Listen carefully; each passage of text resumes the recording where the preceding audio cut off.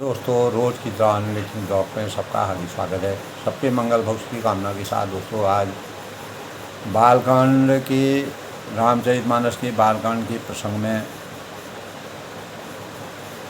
मर्यादा पुरुषोत्तम भगवान रामचंद्र जी अपने चारों भाइयों के साथ और अपने माता पिता के साथ जब जनकपुर से विवाह के पश्चात अयोध्या में विराजमान होते हैं, तो अयोध्या के अद्भुत सौंदर्य, सुंदर मणियों, नगाड़ों की ध्वनि और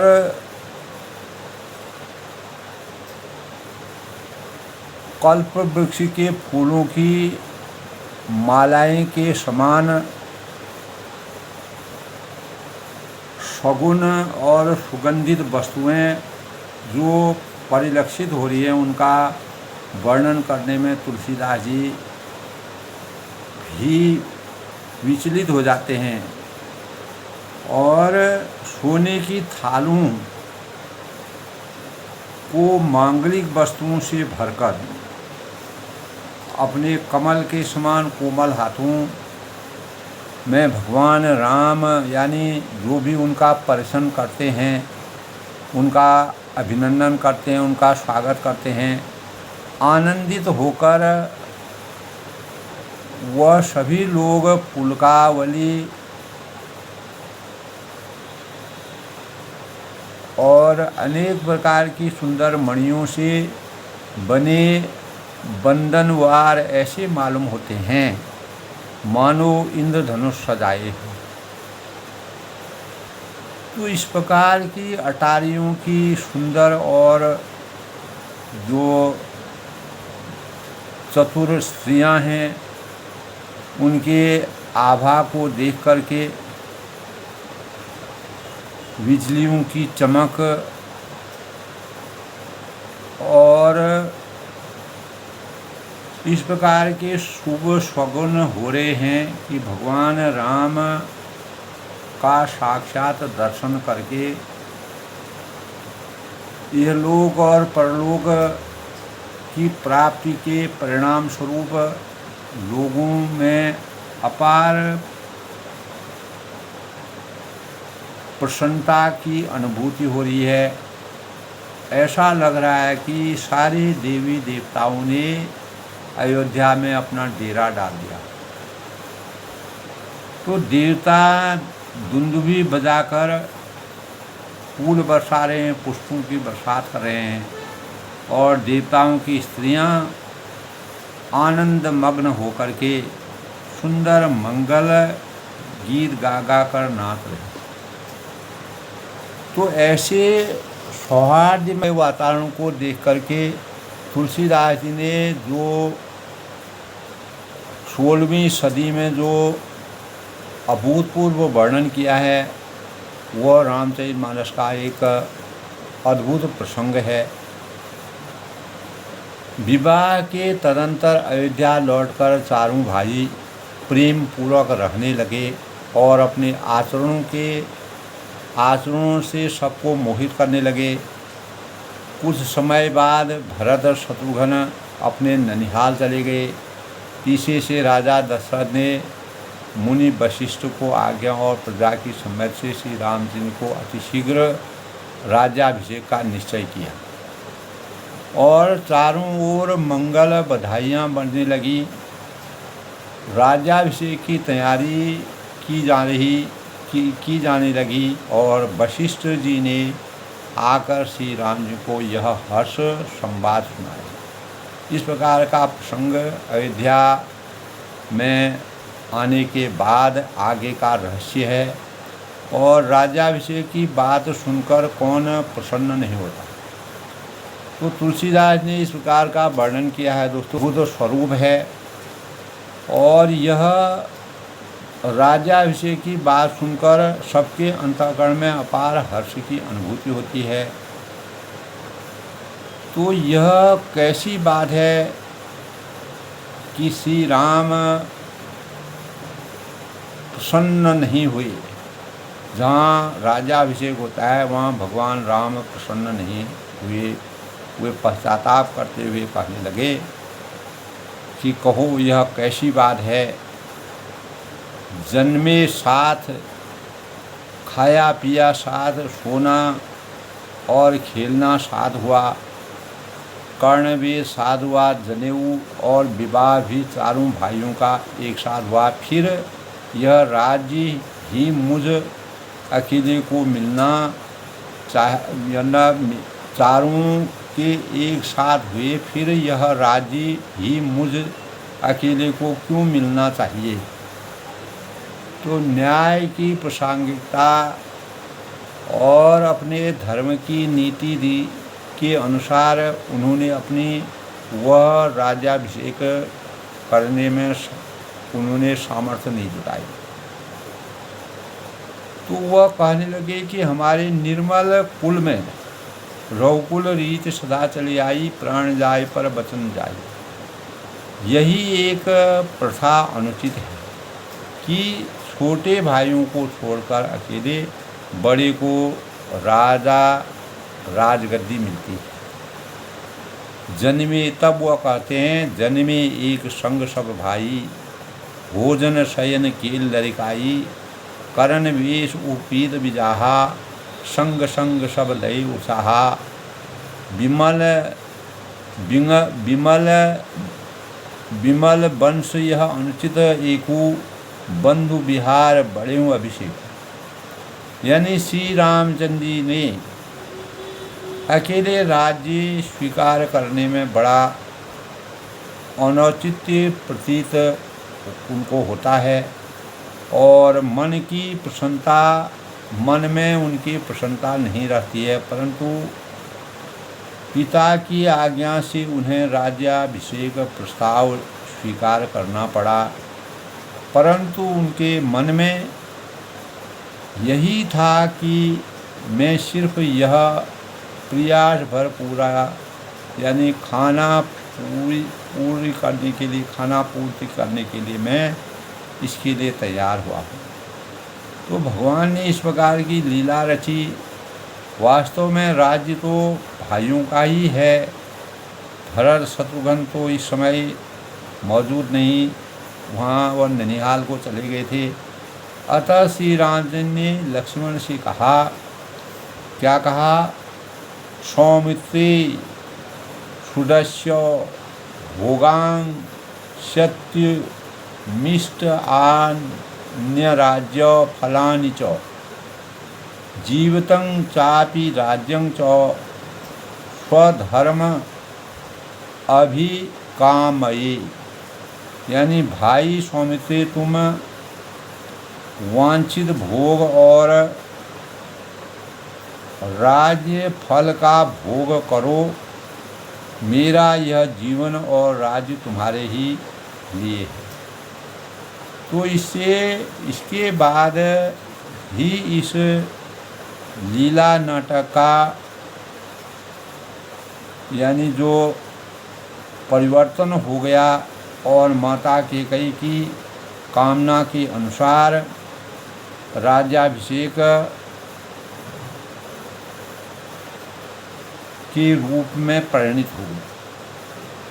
तो प्रातःकाल के समय जब श्री राम पिता दशरथ जी की सहमति से सुमंत के द्वारा कैकेयी के महल में बुलाए गए, तब उन्हें कैकेयी के वरदान की बात मालूम हुई। तब उन्होंने बड़ी प्रसन्नता प्रकट की। तो भगवान राम का रहस्य था और वे कहने लगे कि माता, इसमें कोई ही बात सी है, मुझे तो केवल एक ही बात का दुख है कि महाराज ने भरत के अभिषेक के लिए मुझसे ही क्यों नहीं कहा। तो गच्छन्तु चैवा नियुति भूतांग शीघ्रम अहते भरतं मात अंकला दैत्यं नृपं शासनात् दंडकारण्यमीशाहं गच्छामि ही सत्वर। अविर्चारि पितुर्वाक्यं समा वस्तुं चतुर्दश। यानी महाराज की आज्ञा से दूतगण अभी तेज घोड़ों पर सवार होकर मामा जी के यहाँ भाई भरत को लाने के लिए जाएं, और मैं पिताजी के वचन सत्य करने के लिए बिना कुछ विचार किए 14 वर्ष के लिए यानी दंडक वन में जाता हूँ और प्राण प्रिय भाई भरत का राज्याभिषेक हो। इसी से मुझे संतुष्टि है और यही मैं चाहता भी हूँ। इससे अधिक प्रसन्नता मेरे लिए और मेरे जीवन के लिए कुछ नहीं है, और विधाता आज सब तरह से मेरे अनुकूल है। भरत प्राण प्रिय पादहि राजू पायहु राजू। भरत प्राण प्रिय पायहि राजू, विधि सब विधि मोहि सन्मुख आजू। जो न जाओ बन ऐसो राजा, प्रथम गणिज मोहि मूढ़ समाजा। तो धन्य है, भगवान राम कहते हैं कि धन्य है यह त्याग। आदि से अंत तक कहीं भी राज्याभिषेक नाम नहीं, और भाइयों के लिए सर्वस्व त्याग करने को तैयार। इस प्रसंग से हमें यह शिक्षा ग्रहण करनी चाहिए कि छोटे भाइयों को छोड़कर राज्य धन या सुख को अकेले कभी ग्रहण नहीं करना चाहिए। तो दोस्तों, योग्यता बस कहीं ग्रहण करना ही पड़े तो उसमें भाइयों का अपने से अधिक अधिकार समझना चाहिए, बल्कि यह सब मानना चाहिए कि उन्हीं लोगों के लिए मैं इसे ग्रहण करता हूँ। और यदि ऐसा मौका आ जाए कि सब भाइयों को राज्य धन सुख मिलता हो और इससे अपने को त्याग करना पड़े, तो बहुत ही प्रसन्न हो, यानी इसमें अत्यंत ही प्रसन्नता की अनुभूति। तो इसके बाद श्री रामचंद्र जी माता कौशल्या और पत्नी सीता जी से विदा मांगने गए। तो इस प्रकार यानी आगे के गणेश जी और त्रिपुरारी शिव जी का पूजन करके उन्होंने ब्राह्मणों को बहुत सा दान दिया, और वे ऐसे परम प्रसन्न हुए कि मानो अत्यंत दैवी चारों पदार्थों को प्राप्त कर चुका हो। सुख और महान आनंद के विवश होने के कारण सब माताओं ने शरीर स्थिर हो गए और उनके चरण चलते नहीं।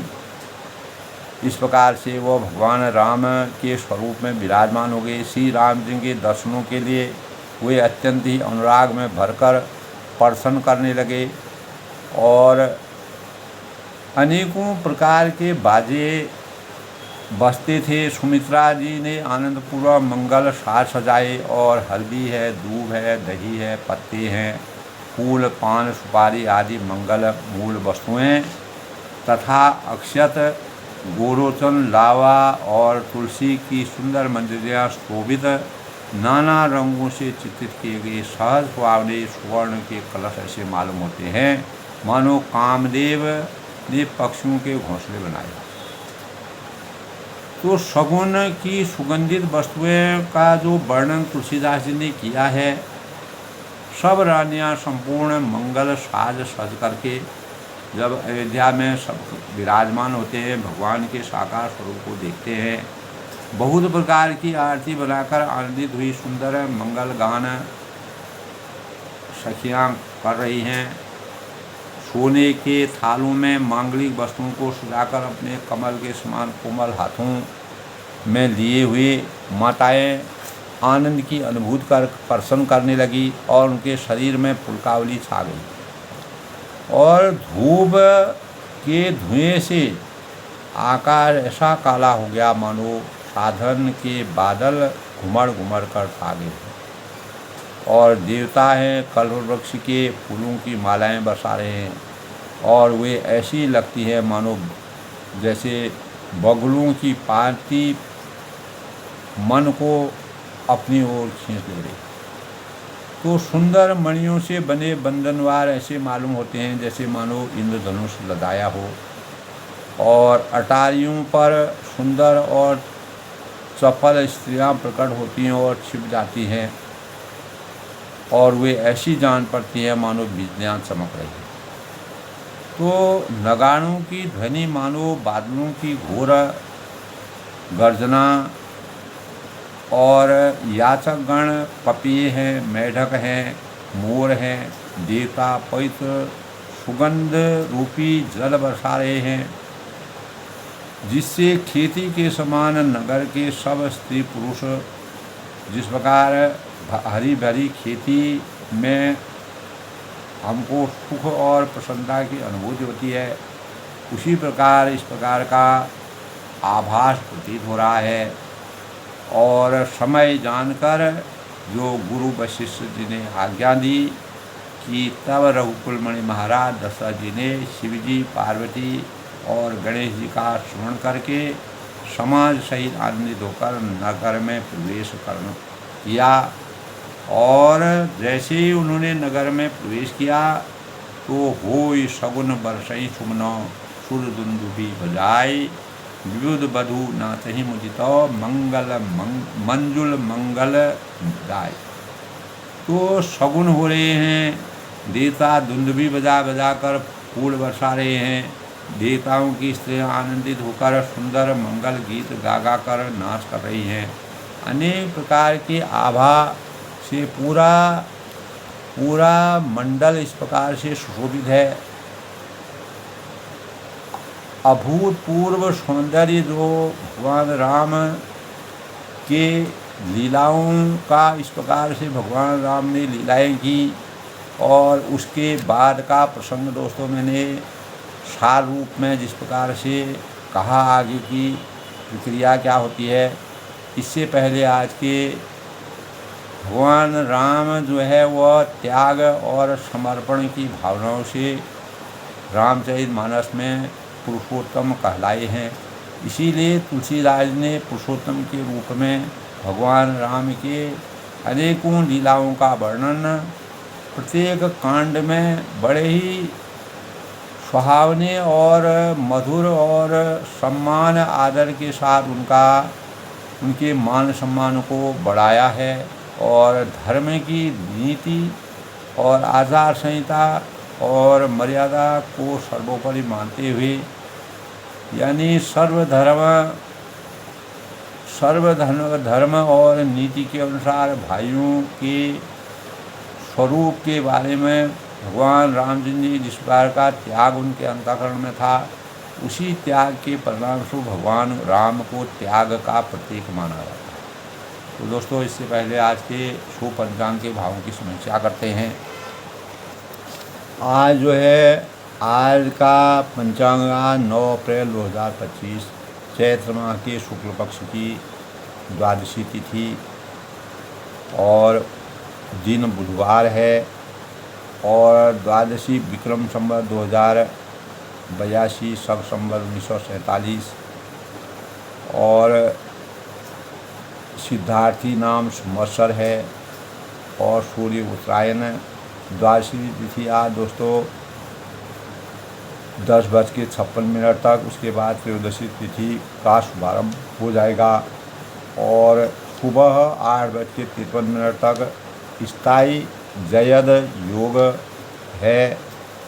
आज 9:57 तक मघा नक्षत्र, उसके बाद उत्तर फाल्गुनी नक्षत्र का संयोग है। सूर्य आज मीन राशि में संचरित करेंगे।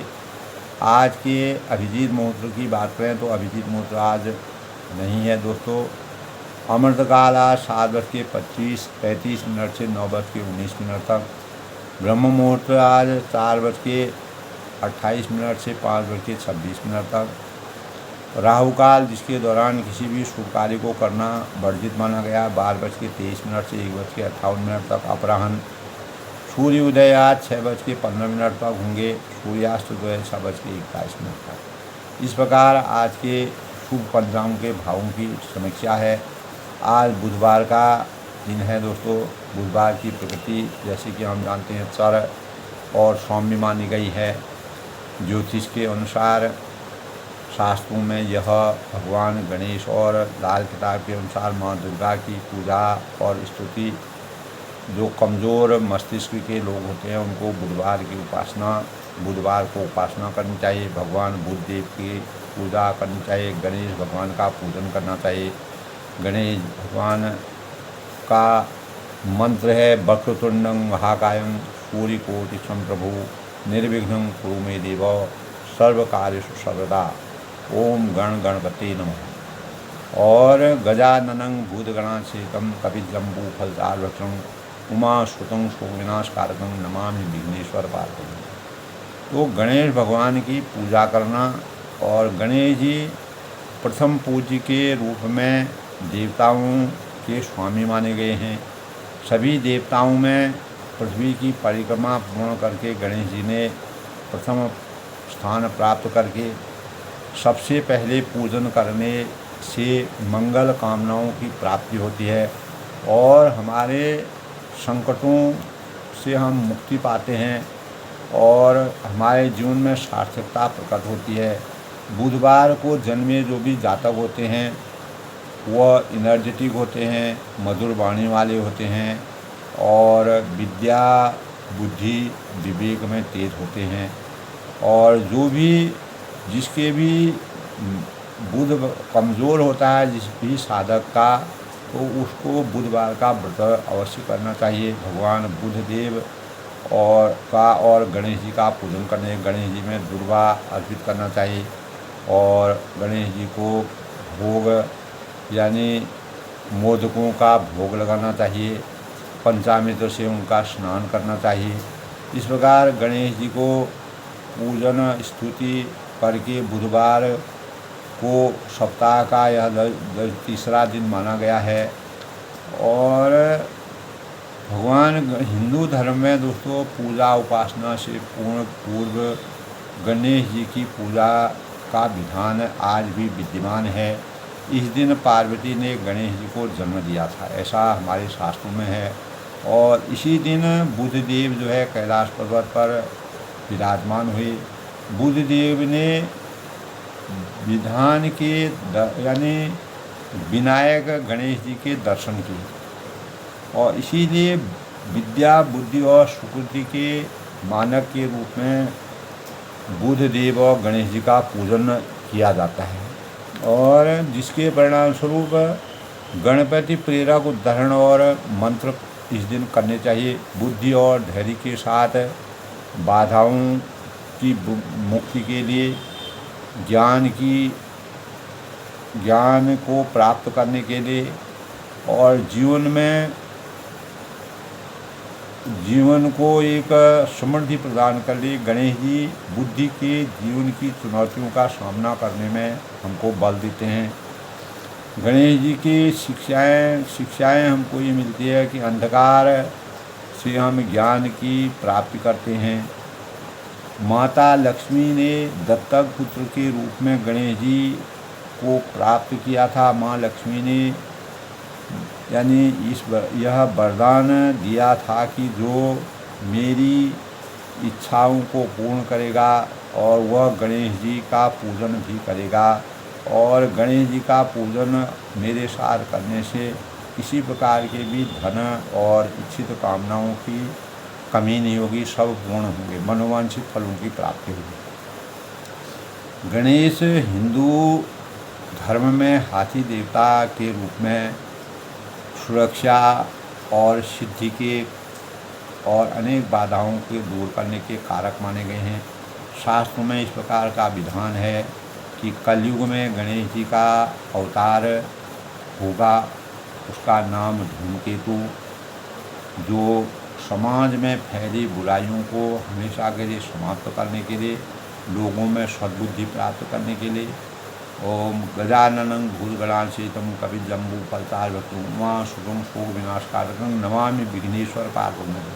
तो गजाननाय विघ्ने वक्रतुंडाय धीमहि तन्नो दन्ती प्रचोदयात्। इस प्रकार गणेश जी का पूजन ध्यान मंगल कामनाओं के साथ करने से हमारी मनोवांछित फलों की प्राप्ति प्रत्येक साधक को होती है। दोस्तों, जब हम भगवान की उपासना, भगवान के जो भाव हैं उनको अगर रामचरितमानस के बालकांड के प्रसंग में उसका अध्ययन करते हैं तो परमात्मा की उपासना के लिए विद्वानों द्वारा ज्ञान मार्ग, भक्ति मार्ग और कर्म मार्ग बताए गए।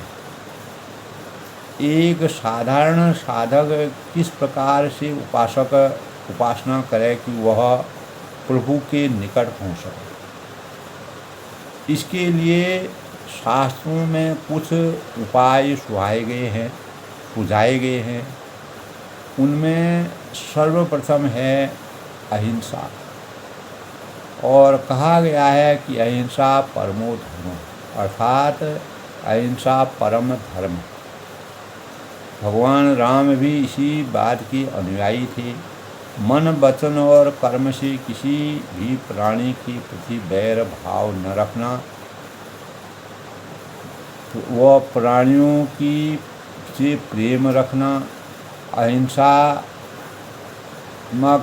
रवैया रखना। दूसरा उपाय है कि इंद्रिय निग्रह, जिसका अर्थ है मन को वश में रखते हुए विषयों और शब्द, स्पर्श, रूप और रस और गंध में जो आसक्त न रहना।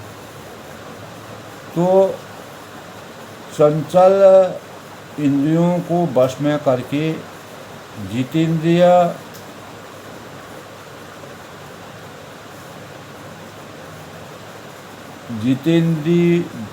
जो अपनी जितेंद्रियों से जितेंद्रिय बना जा सकता है। यानी तीसरा मार्ग है प्राणी मात्र के प्रति दया भावना रखते हुए उनके दुखों को दूर करने और का प्रयास करना चाहिए। तो चौथा मार्ग है दोस्तों क्षमा। भगवान राम में ये सब गुण विद्यमान थे, और कहा गया है कि क्षमा वीरस्य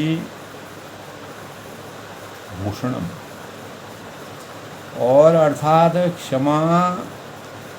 क्षमा वीरों की शोभा है और हमें क्षमाशील बनना चाहिए।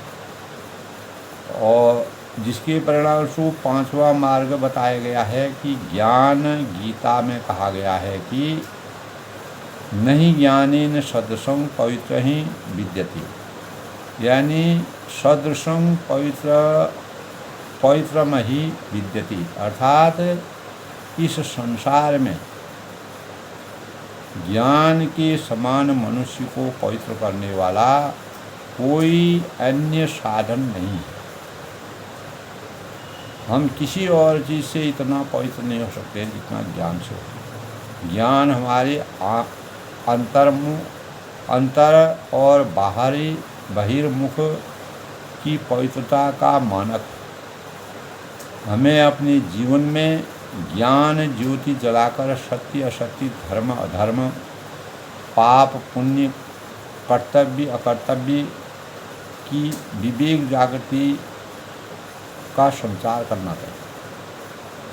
और अंतिम मार्ग, छठा मार्ग बताया गया है कि दोस्तों पवित्रता यानी शौच दो प्रकार की होती है, बाह्य और आंतरिक।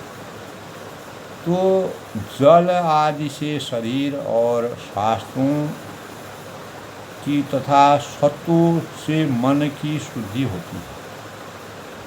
जो सत्य यानी सत्य से सत्यमेव जयते,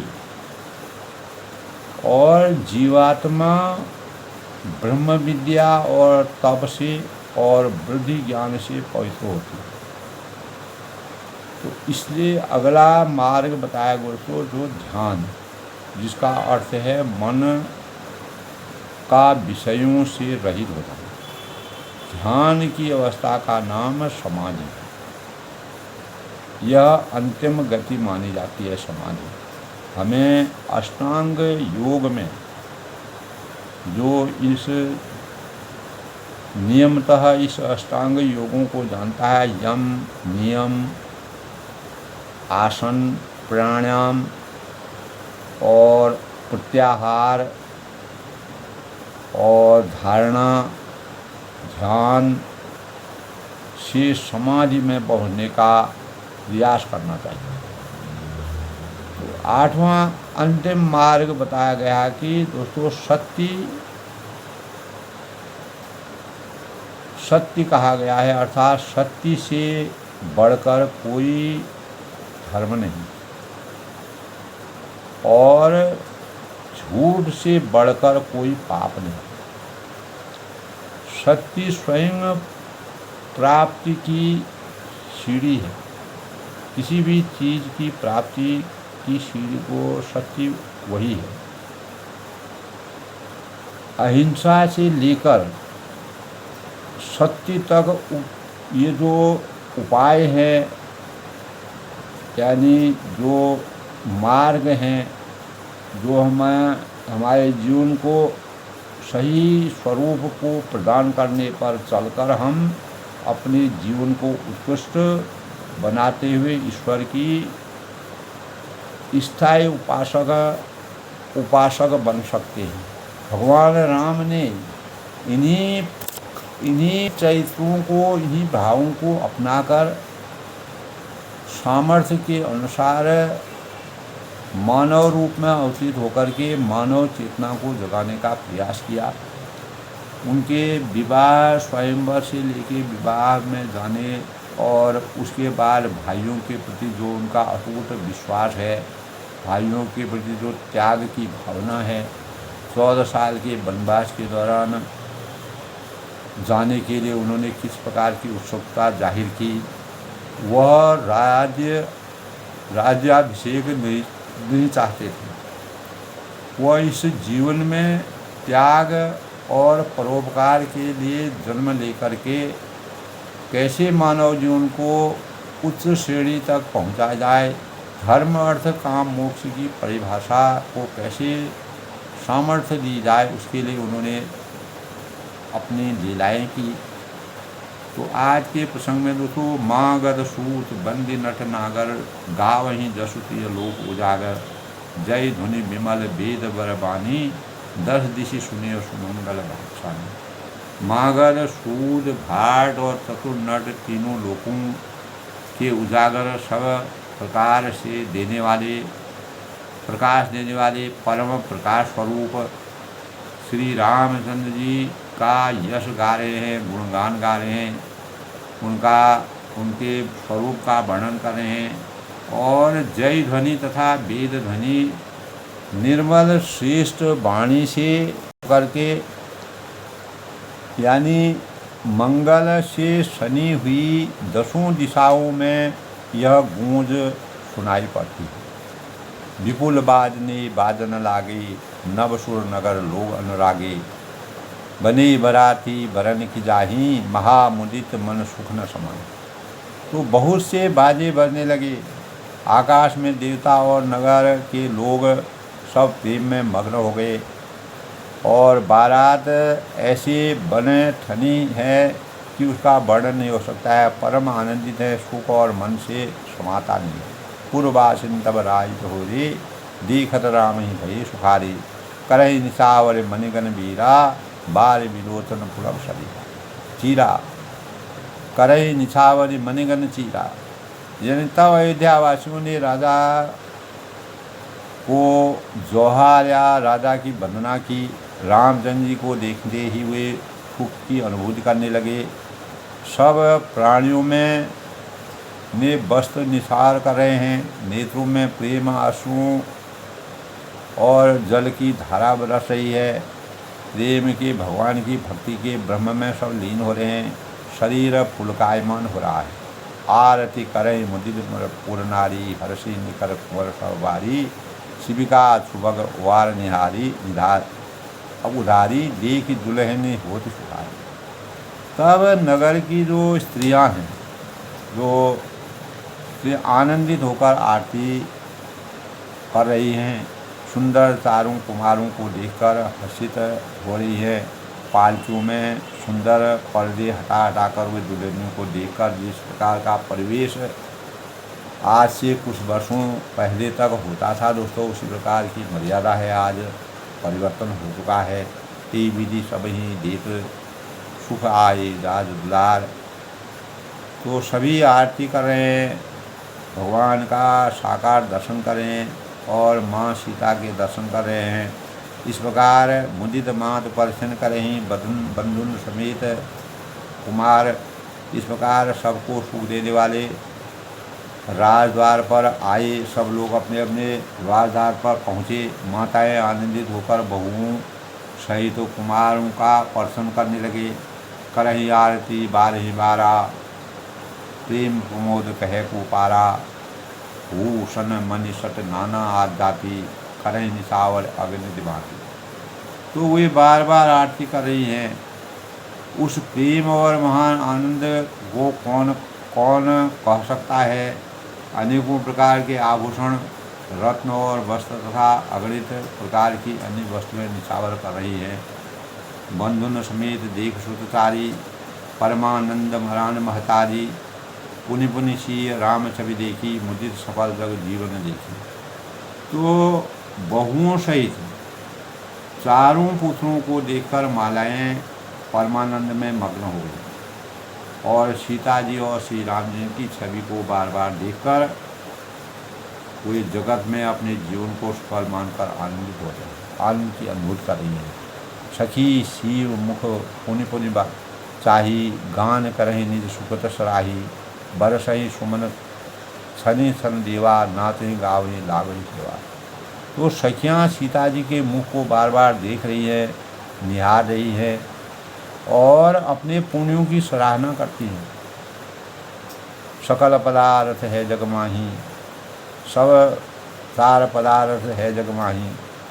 और सराहना करते हुए गान कर रही हैं। मंगल गान करके ऐसे सुंदर सुयश को देख करके देवतागण क्षण क्षण में अनेकों फूल बरसा रहे हैं, नाचते गाते और अपनी अपनी सेवा को समर्पण कर रहे हैं, सेवा भाव से मनवांछित कामनाओं की पूर्ति के लिए। देख मनोहर चारों जोड़ी, सार रूप माँ सकल जोड़ी। तुलसीदास जी कहते हैं कि चारों मनोहर जोड़ियों को देखकर सरस्वती ने सारी उपमाओं को खोल डाला। किससे उनकी उपमा की जाए, पर कोई उपमा देने लायक नहीं था, क्योंकि देत न बने निपट लघु लागी। क्योंकि उन्हें सभी बिल्कुल तुच्छ जान पड़ती हैं, सभी उपमाएं उनके आगे। भगवान राम चारों भाइयों और सारों सुंदरियों को देख करके एकटक रही रूप अनुरागी। तब हार कर वे भी श्री राम जी के रूप को अनुरक्त होकर एकटक देखती है। निगम नीत कुल रीत करी, अर्घ पावड़े देख। और वेद की विधि और कुल की रीति के अनुसार बंधुन सहित सुर परिश्रम चली लवाहिन की अर्घ पावड़े देती हुई और बहुओं समेत सब पुत्रों को प्रसन्न करके माताएं महल में दिवा चली। सबको सादर आदर के साथ महल में ले जाती हैं और चार सिंहासन सहज सुहाई, जन मनोज निज हाथ बनाई। तिन पर कुंवर बैठाले, सादर पाए पुनीत पकाए। तो जो हमारे सांसारिक जीवन में जो हमारे संस्कारों में नीत है, उसी की मर्यादा के अनुसार स्वाभाविक ही सुंदर चार सिंहासन थे, मानो कामदेव की अपने हाथ से बनाई। इस प्रकार के सुंदर सिंहासनों को देखकर उन पर माताएं, राजकुमारी और राजकुमार को बैठाया गया और आदर के साथ उनके पवित्र चरण हुए। धूप दीप नैवेद्य वेद विधि पूजे, बर दुल्हन मंग निधि। फिर वेद की विधि के अनुसार, नीति के अनुसार मर्यादा के अनुसार, संस्कारों के अनुसार मंगलों के ज्ञान दूल्हा और दुल्हन को धूप दीप और नैवेद्य आदि के द्वारा पूजा गया। तो माताएं बार बार आरती कर रही है, आनंद हो रही है। वर वधू का के सिरों पर सुंदर पंखे तथा संवर बना रहे हैं। वस्तु अनेक निछावर हुई, हरि प्रमोद माधु सब सोई, पावा परम तत्व जन जोगी, अमृत लहू जन संतन होगी। और अनेकों वस्तुएं निछावर हो रही है। सभी वस्तुएं आनंद से भरी हुई ऐसी सुशोभित हो रही हैं मानो योगी के पास तत्व को प्राप्त कर लिया हो और सदा के रोगी को मानो अमृत पा लिया हो। जो असाध्य रोगी है वह भी, उसको भी अमृत की प्राप्ति हो गई है। इस प्रकार का एहसास भगवान के इस विचित्र दर्शन और साकार स्वरूप से अयोध्या में विराजमान हो रहा है। जन्म रंग जन पाग पावा, जो जन्म भर का गरीब है, रंक है, वह ऐसा लग रहा है उसको अमृत की प्राप्ति हो गई है। अंधई नूतन लाभ सुहावा, मूग बदन जनो शारद साई, मानो समर सूर जस पाई। और जन्म भर का जो दरिद्री, जिस प्रकार जन्म भर का दरिद्री होता है, मान लो ऐसा लग रहा है कि वो पारस पा गया। पारस एक मणि होती है, उसको पा गया हो। और अंधे को सुंदर नेत्रों का लाभ हो गया। अंधा भी मतलब नेत्र वाला हो गया है। इस प्रकार की छटा भगवान रामचंद्र की इस प्रकार की साकार दिव्य दर्शन जो लोग कर रहे हैं। और गूंगा जो बोल नहीं सकता है, सुख से मानो सरस्वती उसके जीवन में, उसके अंतःकरण में विराजमान हो गई। और शूरवीर ने मानो युद्ध में विजय पा ली। इस प्रकार का एहसास हो रहा है। इस प्रकार का एहसास होकर के राम राज्य, राममय जीवन सबका हो गया है। ये सुख ते सतकोटि गुना पावनी मात आनंद, भाई न सहित ब्याह धरो आय रहो कुल कुल। तो इन सुखों से भी 100 करोड़ गुना बढ़कर आनंद, माताएं आनंद की अनुभूति करी हैं। क्योंकि रघुकुल के चंद्रमा भगवान श्री राम जी का विवाह करके भाइयों सहित घर को लाते हैं, अयोध्या में विराजमान होते हैं। लोक रीत जननी करही, बर दुल्हन सब चाही, मोद विनोद बिलोग बड़ो, राम जनन मुस्काए। माताएं लोक रीति के अनुसार, जो हमारी मर्यादा है, जो पूरे संसार में यानी सृष्टि में जिस प्रकार की लोक रीति है, उसी रीति के अनुसार दूल्हा दुल्हनिया आपस में संकोच करती है एक दूसरे को देखने में। इस महान आनंद और विनोद को देखकर श्री राम जी के मन ही मन मुस्कुराते हैं, प्रसन्न होते हैं और सुख की अनुभूति करते हैं। इस प्रकार की छटा का वर्णन किया है।